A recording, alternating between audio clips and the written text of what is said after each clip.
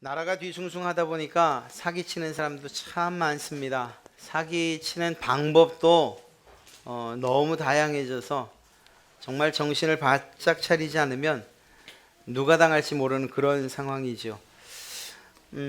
금천구 내에서 그 역주행 보험 사기단이 또 활개를 쳤다고 합니다.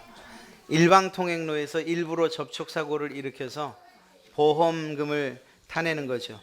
다행히 얼마 지나지 않아서 딱 3번 만에 걸렸습니다. 그래서 보험금 940만 원을 챙긴 혐의로 그렇게 조사를 받고 또 그런 혐의를 받고 있죠. 대전에서는 아르바이트 여대생들을 대상으로 해서 사기를 쳤는데요. 그들을 고용했어요. 아르바이트생으로. 그리고 하는 일들은 7명에게 PC방에서 전산 작업만 하면 된다고. 그러면 일당 10만 원에서 20만 원 준다고. 굉장하잖아요. 아닌 게 아니라 일주일 동안 그렇게 지급을 했습니다. 그리고 나서 자기가 일하는 데가 대기업인데 여기에서는 하루만 일해도 장학금을 지급하니까 그 장학금 수령받을 통장, 신분증, 공인인증서, 벌써 이상하죠? 보안카드, 개인정보를 제출하라고. 그리고 나서 그거 가지고서는 결국은 사기를 치죠. 대출 사기.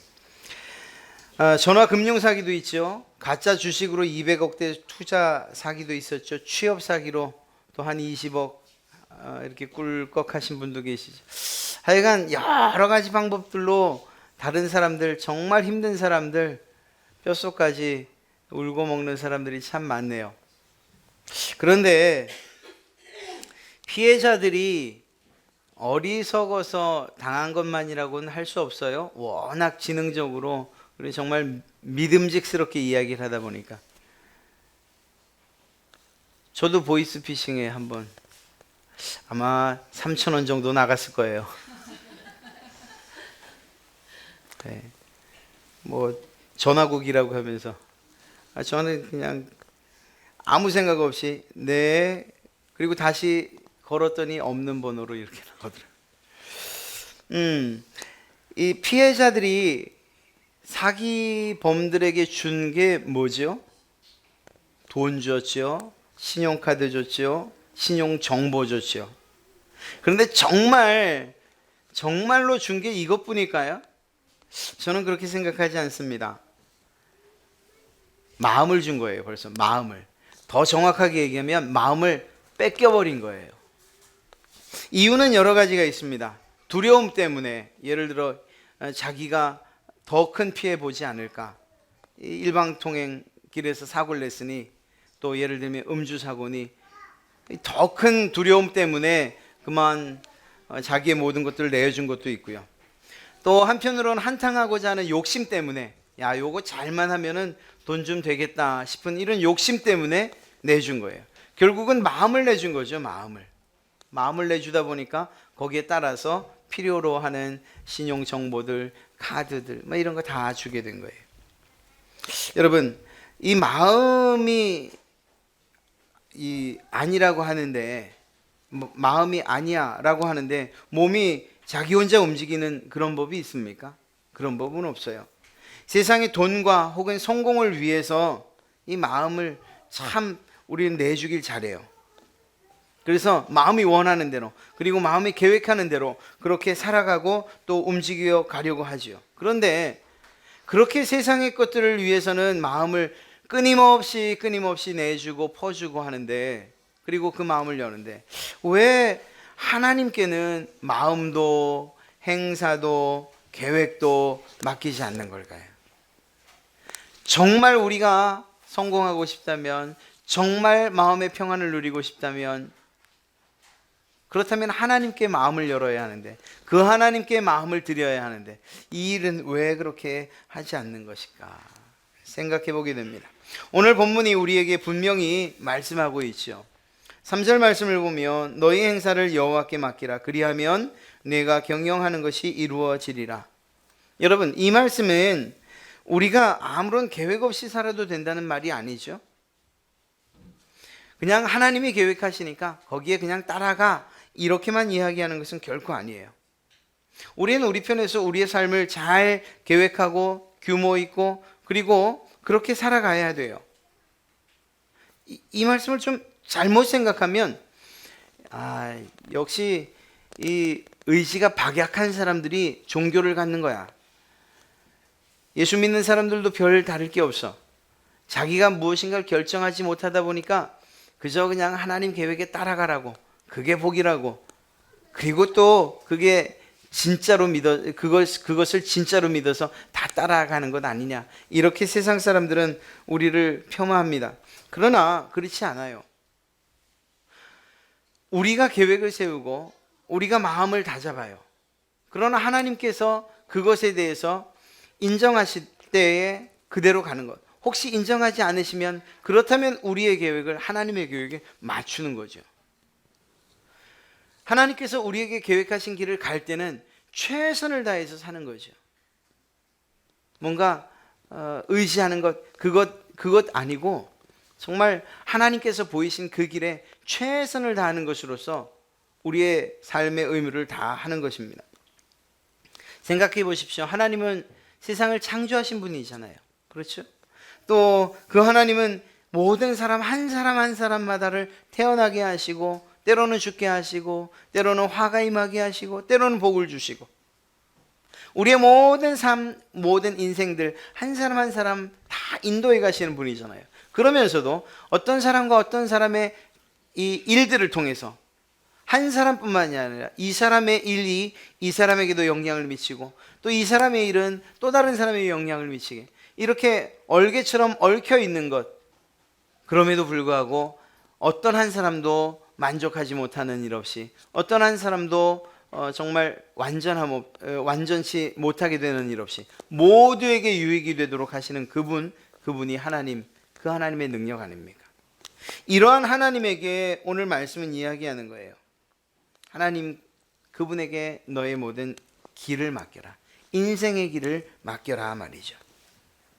우리가 읽진 않았지만 9절 말씀을 보면 사람이 마음으로 자기의 길을 계획할지라도 그의 걸음을 인도하시는 분은 하나님이시다.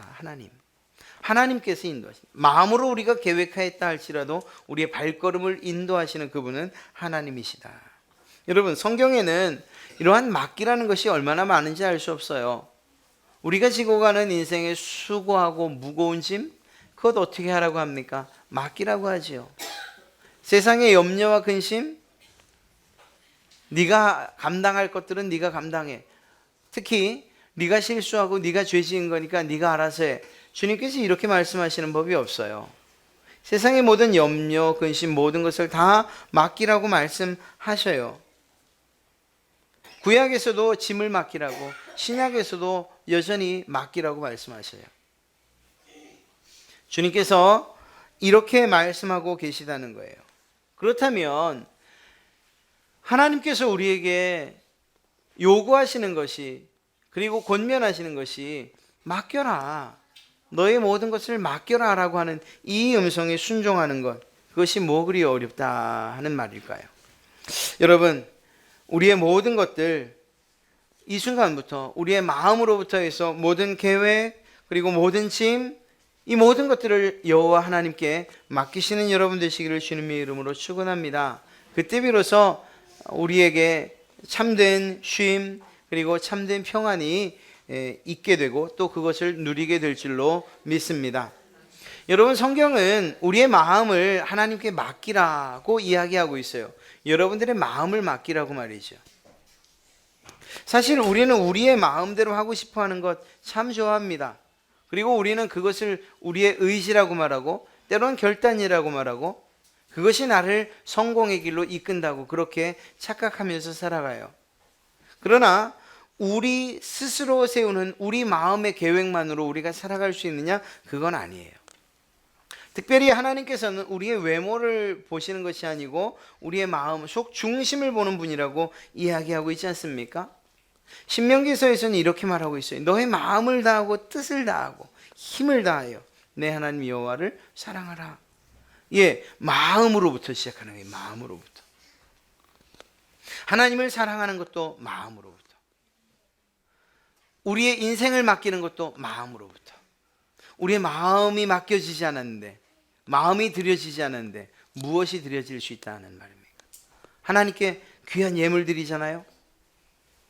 그러나 이 돈 자체가 중요한 게 아니잖아요. 제가 늘 말씀드리는 것처럼 하나님께서 그지가 아니신데, 없는 분이 아니신데 왜 정말 심으라고, 드리라고, 바치라고 이렇게 권하셨을까? 이것이 결국은 우리의 마음과 관계되기 때문인 거예요. 마음으로 하나님께 마음을 드리겠다라고 한 사람들이 그 마음으로 드리는 표현들을 때로는 봉사로, 때로는 헌신으로, 때로는 물질로 그러는 거죠. 그렇습니다. 중요한 것은 우리의 마음을 드리는 것이 중요하다라는 거예요. 그렇다면 왜 우리의 마음을 하나님께 드려야 할까? 이 마음이 도대체 무엇이길래, 우리의 마음은 도대체 어떤 것이길래 하나님께서 우리에게 마음을 요구하실까? 여러분, 우리의 생각은 하나님의 생각과 다르죠? 그것처럼 우리의 마음이 하나님의 마음과 사실은 달라요. 그것은 시작부터 달라요. 우리는 피조된 자들이고, 하나님은 창조하신 분이시고, 하나님은 참된 신이시고, 우리는 진흙덩이에 불과하고, 지혜로부터 마음까지 그 범위나 정말 그 한계가 차이가 날 수밖에 없어요. 사랑하는 성도 여러분, 생각해 보십시오. 우리 사람들은 이 선입관을 가지고 있고, 이런 마음에 이 굳은 마음을 가지고 있어요. 예를 들면 이런 것입니다. 이스라엘 정탐꾼들의 마음을 한번 보세요. 정탐하고 돌아왔어요. 하나님의 마음은 그때나 이스라엘 백성들을 끄집어낼 때나, 정탐을 보낼 때나, 그들을 광야길로 헤매게 할 때나, 혹은 가나안 땅으로 들어가게 할 때 전혀 달라지지 않았어요. 하나님의 마음은. 하나님의 마음은 똑같았어요. 내가 너희를 애굽에서 인도하여 내 백성 된 너희를 가나안에 이끌어 드리겠다. 이것이 하나님의 계획이었고 하나님의 마음이었어요. 하나님은 그 일을 조금도 바꾸신 적이 없어요.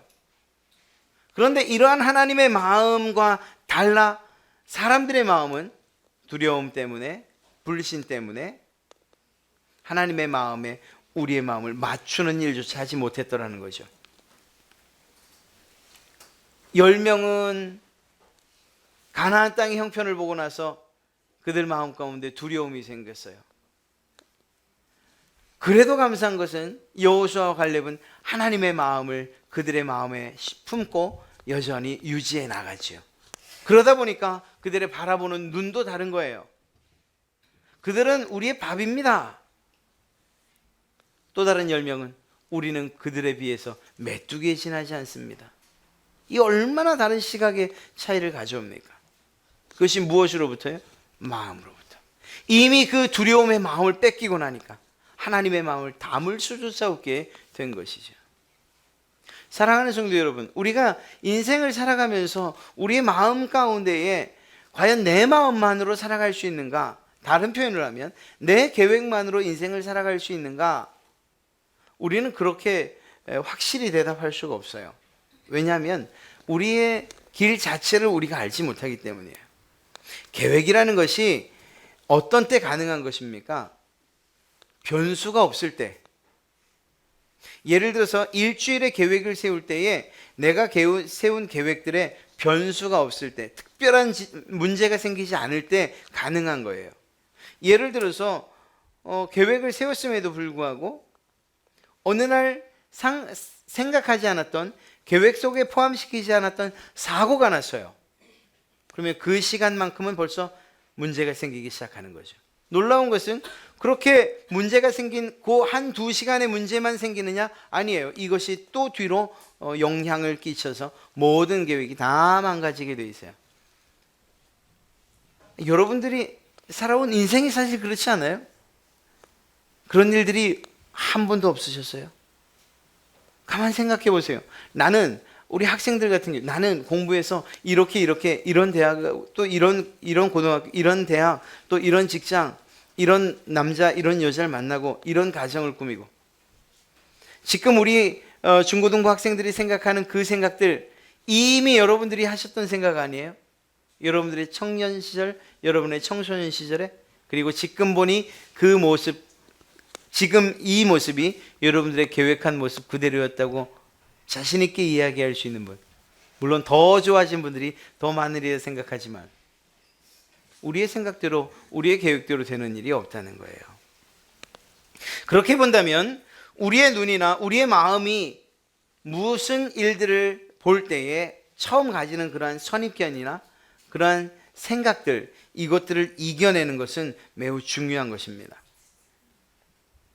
아무리 하나님께서 말씀하셔도 우리의 마음에 철벽과도 같아서 아닌데 내 생각은 다른데 하나님의 말씀이 떨어져도 아닌데 내 생각은 다른데 내 계획은 그렇지 않은데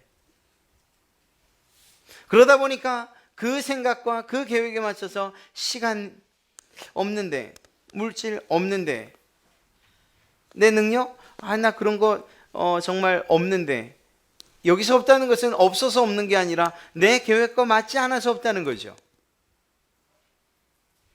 다른 말로 하면 내 계획대로 그리고 또 내 몸을 그리고 내 몸의 유익을 위해서 내 가정을 위해서 투자할 시간, 물질 모든 것들은 다 넘쳐난다는 것을 이야기하는 거예요.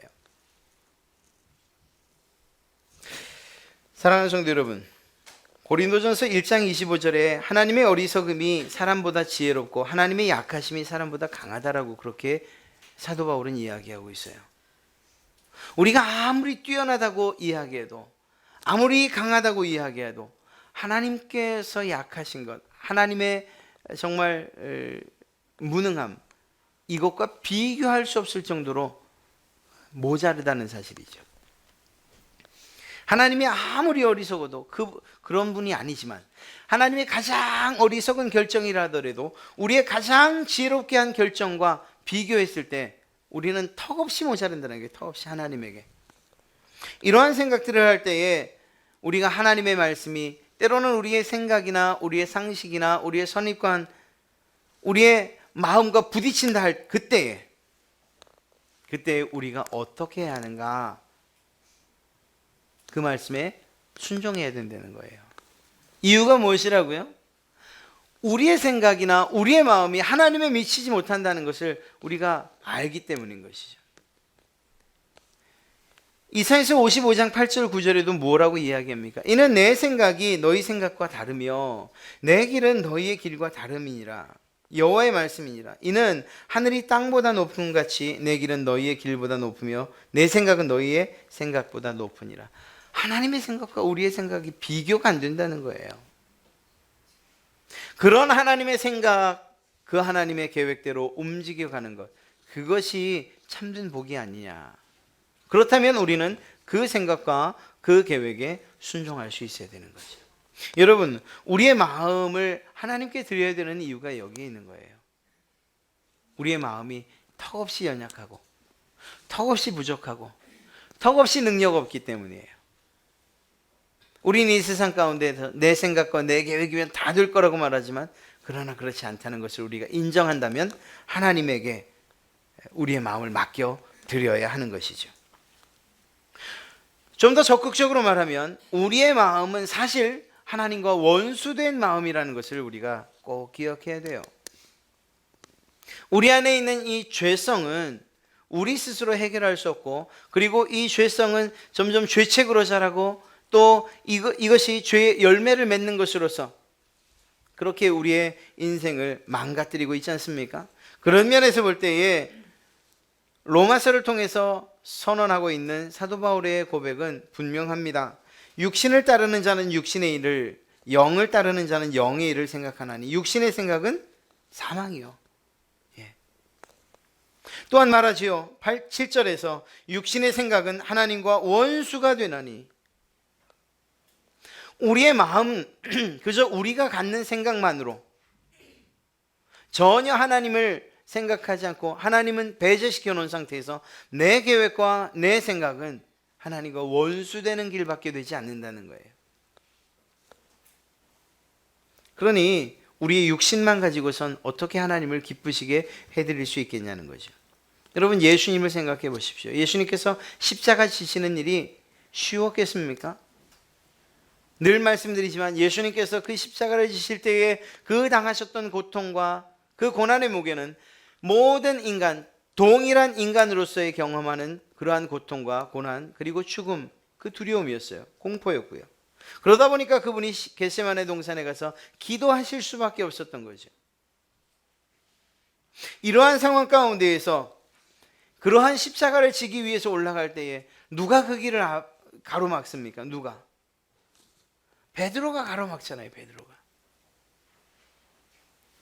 베드로가 예수님에 대한 신앙의 고백을 할 때 그때에도 가로막았지만 예수님이 붙잡혀 가시던 그때에도 더 적극적으로 칼을 빼들어서 예수님의 갈 길을 막잖아요. 마태복음 16장에서는 사단아 내 뒤로 물러가라는 그러한 충격적인 이야기를 예수님에게서 들었어야 했어요. 그리고 칼을 뽑았을 때는 또 다른 책망을 들었죠. 칼 집에 꼽아 넣어라. 내가 지금이라도 요청하면 하늘 군대가 나를 돕지 않겠냐. 너의 생각은 어찌 그리 짧냐는 거죠. 왜입니까? 주님께서는 가셔야 할 길이 있었어요. 그것이 바로 십자가의 길이었죠. 제자들은 원하지 않았어요. 왜? 그 길이 너무 어려우니까, 너무 힘든 길이니까. 그래서 편안한 육체의 육신의 길을 따라가기로 결정했기 때문에 칼을 빼든 거예요.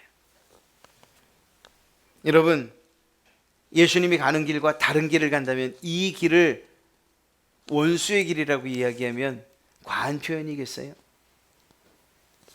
그렇지 않습니다.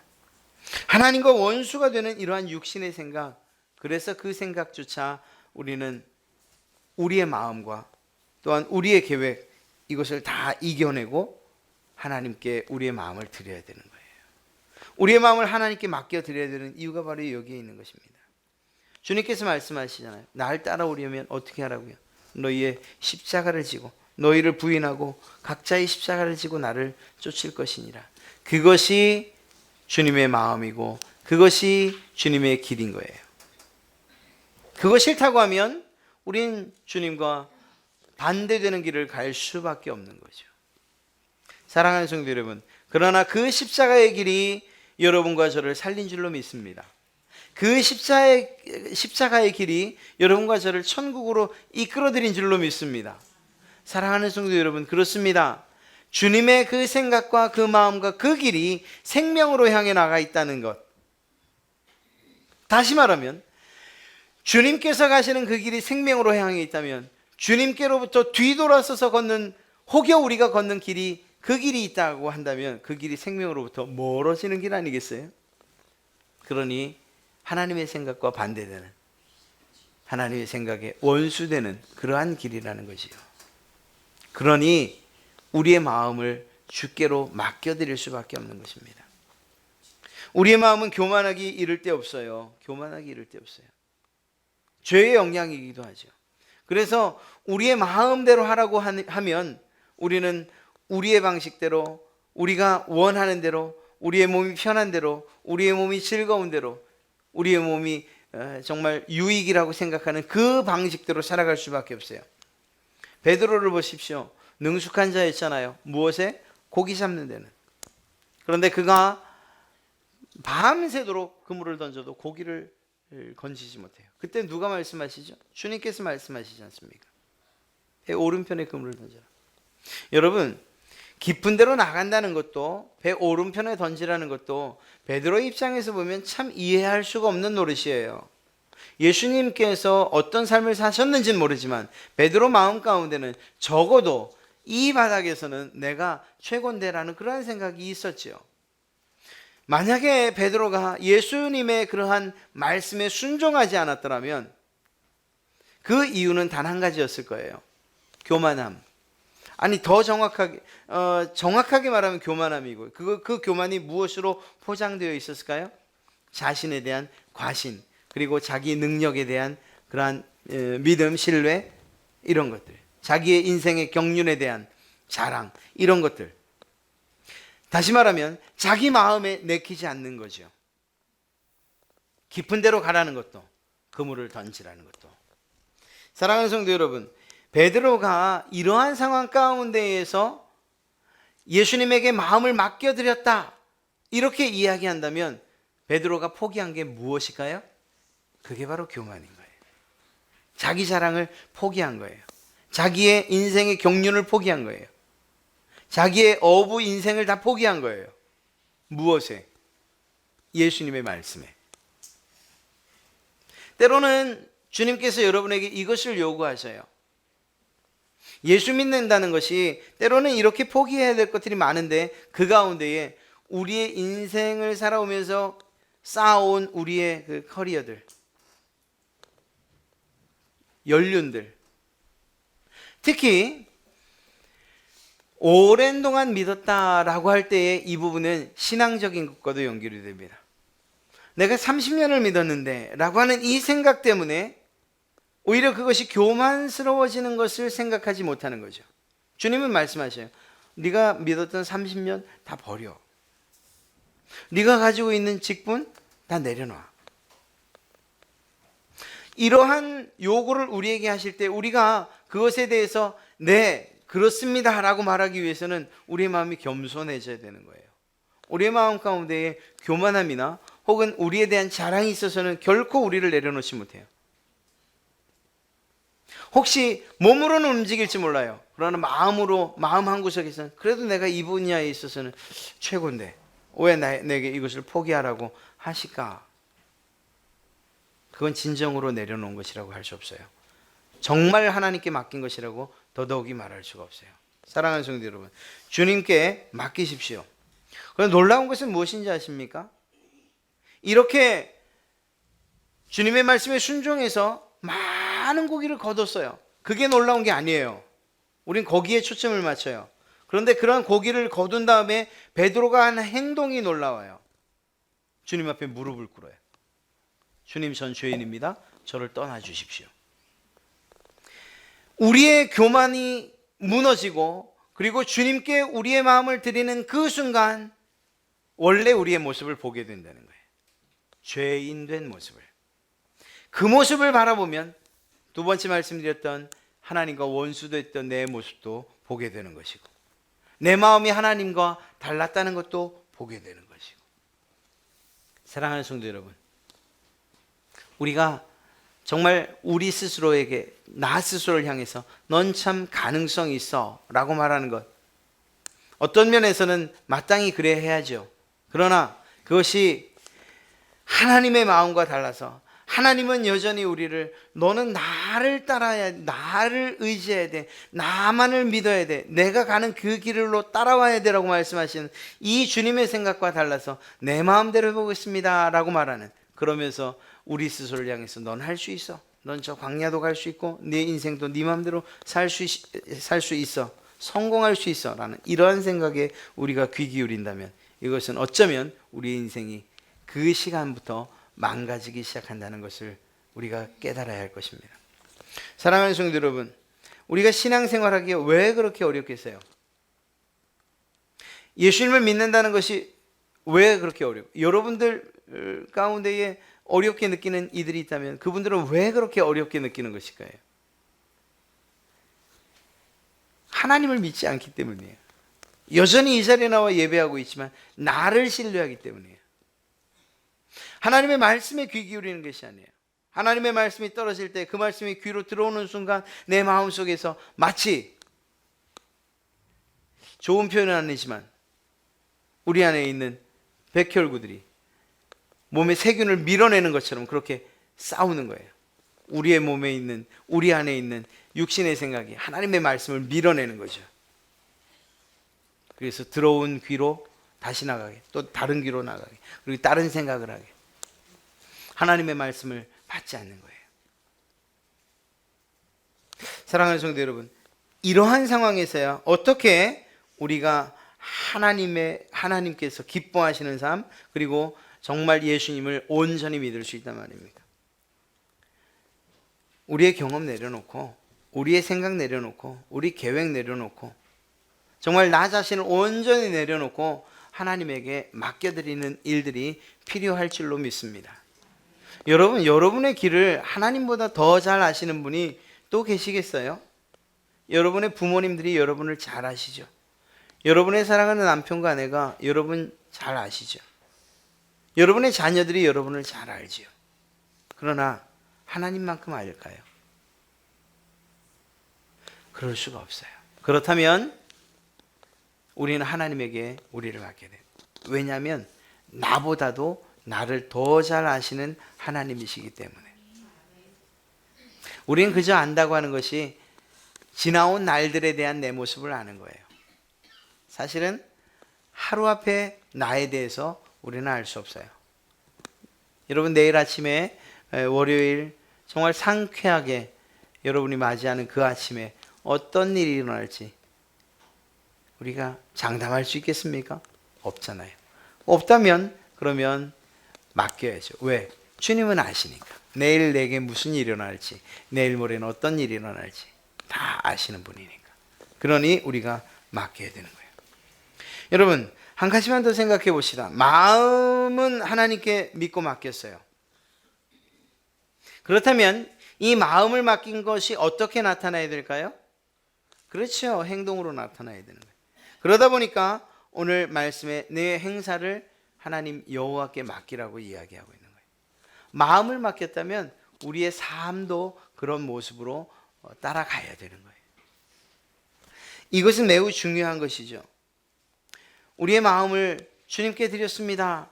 하나님의 뜻대로 해 주십시오 라고 말하면서도 여전히 우리가 원하는 방식대로, 그리고 내 몸이 기뻐하는 대로 살아가길 바란다. 이것은 참 이율배반적이라고 밖에 이야기할 수 없는 거예요. 여러분, 무엇인가 믿고 맡긴다는 거, 이건 사실 어려운 일임에는 틀림없습니다. 그러나 이렇게 어려운 일이지만 하나님을 믿어서 맡긴다면, 우리의 인생을 맡긴다면, 그렇다면 놀라운 일들이 일어날 줄 믿습니다. 우리가 하나님께 우리의 일을 맡기지 못한다면 과연 우리의 일과 사업을 누구에게 맡기겠어요? 우리가 우리의 자녀를 하나님께 맡기지 않는다면 과연 그 자녀를 누구에게 맡기겠어요? 우리의 건강을 하나님의 손에 정말 얹어드리지 않는다면 누가 우리의 건강을 책임지겠어요? 누구에게 맡기겠어요? 병원? 최고급 시설? 그것이 우리를 지키지 못한다는 것 이미 잘 알고 계시잖아요. 하나님께 맡기시기 바랍니다. 하나님께 맡기시면 그러면 하나님께서 모든 것들을 책임져 주실 줄로 믿습니다. 이것이 우리의 인생에 있어서 어떤 특별한 성공은 아닐지 모르지만 하나님께서 인정하시는 성공의 비결이 될 줄로 믿습니다. 여러분, 다니엘의 친구들을 좀 보십시오. 풀무불로 들어갈 때 그들의 그 당당함, 그들을 살려주려고 했어요. 그래서 뭐라고 얘기합니까? 한 번만 너희 생각을 좀 접으면 안 되겠니? 그러면 풀무불에 들어가지 않아도 되는데. 그들이 무엇이라고 얘기합니까?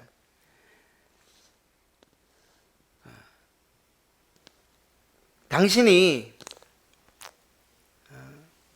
이 문제에 대해서 어떻게 생각하는지 모르지만 사실은 지금 내게 묻는 이 말에 대해서 대답할 이유조차, 대답할 필요조차 느끼지 못합니다. 이렇게 얘기를 해요.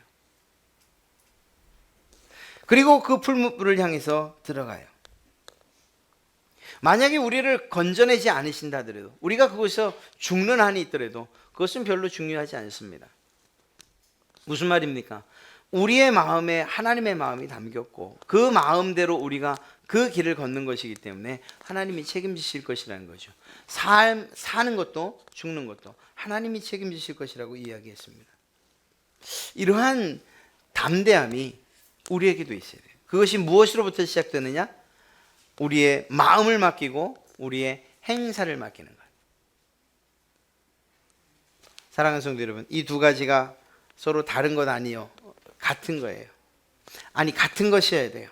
하나님에게 우리의 마음을 다짐했으면 우리의 몸이 따라 움직여야 되는 거.